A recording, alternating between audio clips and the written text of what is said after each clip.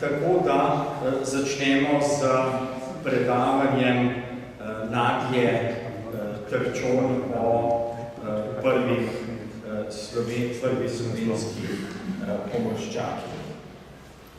Nadja prihaja iz Pomorskega muzeja Sergeja Mašere iz Pirana in če se kot zgodovinarji zanimate za pot z barko iz Kopra Pirana v Trst, potem je Nadja tista, ki vas bo popeljala. Zanima se za pomorsko zgodovino, tako na gospodarskem, kot na še kakšnem drugem področju in pred nami je zanimiva življenjska zgodba, kajti tudi zgodovina ženske tista tema, s katerimi se dr. Nadja Trčon ukvarja. Ja, dober dan, lepo pozdravljam, tukaj bi vse prosila za pomoč. Narobe sem menil, ali je šlo, ker sem začela njeno skupaj. Ja. Da ni v redu? Gremo nazaj? Dober dan. Ja. Lepo pozdravljeni. Da vas je danes ostalo na tem panelu precej. Pred 2 letoma je bila udeležba tam, kjer sem predstavljala Slovence in pomorsko šolstvo, dosti bolj skromna, ampak mislim, da sem vseeno poskušala prodreti in prikazati pomen Slovencev, ne samo tistih z obalnega področja, ampak iz celotnega nacionalnega zemlja v procesih, kateremu smo dejansko skoraj da propadu priča danes. Ko sem dobila povabilo za prijavo na to zborovanje in posvetila, da gre za malega človeka, da gre za posameznika v nekih okoljskih praksah, da gre nazadnje tudi za prakse spominjanja, o čemer smo poslušali v prvem delu tega panela, da zgodovinarji lahko raziskujemo in delamo tudi na podlagi ustnih virov in terena in ne samo na podlagi arhivskih virov, kako so nam nekateri skušali posebej, ko smo v službi, učiti vse skozi. In predvsem, da je bila tema tudi ženska, sem se odločila, da vseeno predstavim 2 prvi slovenski pomorščakinji. To sta Sava Kaluža in pa Jolanda Gruden. Predvsem je njuno življenje oziroma delo povezano z posameznikom in okoljskimi dogodki. Namreč, pomorščaki so v preteklosti, tukaj prej sem se ravno tudi s profesorjem Vojedom pogovarjala, v avstrijski mornarici, kasneje v italijanski, v jugoslovanski so se šolali in pa službovali v tujih jezikih. Z osvoboditvijo, z nastopom oziroma nastankom nove države pa so že se je izpostavljalo slovensko pomorsko šolstvo v materinem jeziku. Dejansko je Pokrajinski narodno-osvobodilni odbor za slovensko primorje v Ajdovščini že 31.7.1945 izdal odlok o ustanovitvi Slovenske pomorske trgovske akademije. Takrat so bili namreč še vedno prepričani, da bo področje o morju, oziroma vsaj Trst, za katerega so se zavzemali in borili, takoj pripadal Sloveniji oziroma Jugoslaviji. Vendar temu seveda ni bilo tako. Ampak takrat so pa že napisali, da se že ustanavlja v letu 1945 in 1946 prvi razred in da bo ta pomorska šola v Kopru. Za šolsko leto naj lahko sprejmejo 30 dijakov, dejansko so objavili tudi razpis in prijavilo se jih je kar 60. Kasneje je dejansko pomorska šola bila ustanovljena in začela delovati šele 1. marca leta 1947, vendar so dijaki prišli iz celotnega slovenskega narodnega področja. In Lojze Maruško je leta 1957 za Slovenski Jadran, časopis, ki je deloval po celotni Primorski, napisal: tako je postal nekdanji šolar dijak Slovenske pomorske šole.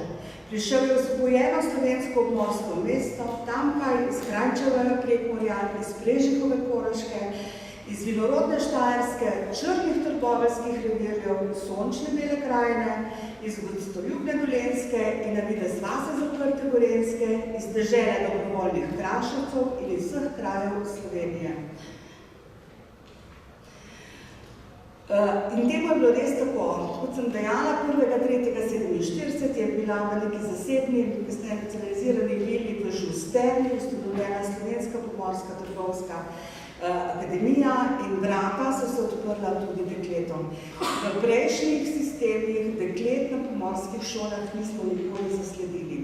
In ta datum in ustanovitev te šole pa je dejansko samo ocenjujem vstop Slovencev v pomorstvo oziroma v proces vzpostavljanja slovenskega pomorstva po drugi svetovni vojni v nekem nacionalnem smislu v okviru naše države. Ženske in morje v preteklosti niso bile kaj dosti povezane oziroma so se ženske z morjem srečevale predvsem kot življenjske sopotnice. Bile so žene, hčerke, sestre, pomorščakov, ladjarjev, ribičev. In preko tega so se srečevale z vsem hudim, kar se je dejansko na morju tudi dogajalo. Zelo redko so bile ladjarke. Običajno so postale ladjarke z dednimi zapuščinami. Po smrti moža so prevzele kakšno ladjo, je običajno uradno in formalno bile lastnice, vendar z njimi niso upravljale. Poseben primer pa je bila Ivana Muha, rojena Gorup, sestra našega Josipa plemenitega Gorupa, ki je v Trstu poročila se je s Čehom Muho in je v Trstu posedovala v konec 19. stoletja brika Aurora. In bila je lastnica vseh 24 karatov, to pomeni lastnica celotne ladje. Ladja se je delila na 24 deležev, veliko krat so bili lastniki samo posameznih kosov. Ona pa kot, mislim, da to je ena celo prvih Slovenk, da lahko rečemo, da se je ukvarjala tudi z ladjarstvom, to pomeni posedovanjem ladje in vsega, kar je k temu sodile. Bile so jadralke, bile so potnice, poznamo migracijo, v tem so se ukvarjali različni zgodovinari, pa tudi drugi kolegi, bile so partizanske borke. Po vojni so bile delavke na nekaterih ladjah, ki so prevažale ekonomske, politične emigrante. Bile so zelo zaželjene, kajti na teh ladjah je bilo veliko potnic, žensk in otrok in zato so jih tudi zaposlovali. Vendar pa, da bi bile to pomorščakinje, ki bi opravljale tisti tradicionalen moški poklic, ki še danes velja za moški poklic in nekaterim tudi to, da se že ženske ukvarjamo z zgodovino pomorstva, nekaterim pomorščakom ni pogodo, pa je presekalo neko mejo tudi v družbi. Dejstvo pa je, da sta dekleti, tako kot smo izvedeli iz njihovih pogovorov, se odločale za to šolanje, predvsem zato, ker ste želeli potovati, zelo naivno, morda tudi idilično. Želeli ste se učiti tujih jezikov in predvsem poklic pomorščaka je v tistem času prinašal družbeni ugled in predvsem je zagotavljal po končanem šolanju neko redno delo. Obe dekleti sta se vpisali v Žusterno, obe sta bili Primorki, prej smo poslušali o mejah, o Rapalski meji. Ena je Sava, to je blonda dekle, je prihajala iz Ilirske Bistrice, šolala se v Postojni, Jolanda Bruder pa je bila Primorka iz Nabrežine pri Trstu in se je po drugi svetovni vojni vpisala na slovensko gimnazijo v Postojni. V tistem času, ko so se odločili, da bo pomorska šola v Kopru, so tudi izpeljali močno propagando. Pošiljali so ne samo časopisne članke, ampak tudi razne dopise, tako da je potem na ta način so privabili precej kandidatov in obe dekleti sta se vpisali v bistvu v drugo šolsko leto septembra 1947, med počitnicami ste tudi sodelovali na mladinskih delovnih akcijah Šaven Sarajevo in predvsem so potem sodelovali tudi pri izgradnji Nove Gorice. Maja 1948 se je šola preselila v Piran in kot tako so jo poznamo dejansko še danes, čeprav je od konca 60 let v Portorožu. Tukaj sta Sava in Jolanda takoj po prihodu sošolci sta se teoretično izobraževali v razredu. Tukaj imamo celo posnetke legendarnega fotografa Marjana Gajna iz Trsta, ki je fotografsko pokrival to področje, dokler še ni pripadalo Sloveniji, oziroma dokler je bilo del STO-ja. In ti dekleti sta bili večkrat tudi medijska atrakcija, ne samo v časopisju, najdemo v različnem časopisju, tako v Primorskem dnevniku, kako tudi v reviji Pomorstvo in tudi v nekaterih tujih časopisih. Poleg teoretičnega usposabljanja so se morali dijaki in seveda tudi Sava in pa Jolanda izobraževati tudi na ladji. Vsako leto so mesec dni najeli ladjo od reške jadrolinije, to je Plediševica, in so potovali po Jadranu in tukaj so dobili vsa ta praktična znanja. Tukaj so na fotografiji legendarni profesor Vladimir Štolfov, vsem tem smo tudi že objavljali v naši kroniki, pa Boris Kaluža, ki je bil brat Save Kaluža. Sem že končala? Aha, še 5 minut. Skratka, ta praksa je bila res ena zelo zanimiva izkušnja, se jim je pa tudi kasneje upoštevala tisti del prakse pri kasnejšem službovanju. Kot sem dejala, Sava Kaluža iz Ilirske Bistrice, umrla je leta 2014 v Luciji pri Portorožu, ko je končala leto 49 šolanje, se je zaposlila na Reški, Hrvatski in pa Titogradu, opravila poročniški izpit, potem je pa prišla uredba, da ženske določeno obdobje niso smele pluti na ladji, takrat se je zaposlila v komercialni Jugolinije, kasneje delala v Angliji in se je leta 60 do 62 zaposlila kot ladijska komisarka na ladji Bled, potem pa jo je materinstvo besedno prikovalo na kopno, tako da je ladje spremljala samo še iz kopnika. Jolanda Gruden iz Nabrežine, ona je tudi opravila poročniški izpit leta 1953 v Kotorju, sicer so poročniški izpit opravljali tudi v Dubrovniku, tukaj sem dala 2 paralelni fotografiji, Boris Kaluža in pa Jolanda Gruden. In do ustanovitve ladjarskega podjetja Splošna plovba, tistega uradnega dela, to se pravi oktobra 1954, pustimo Siru, Bilo Gorensko, dokler so še plule pod tujimi zastavami, so slovenski pomorščaki službovali predvsem na ladjah Reške jadrolinije.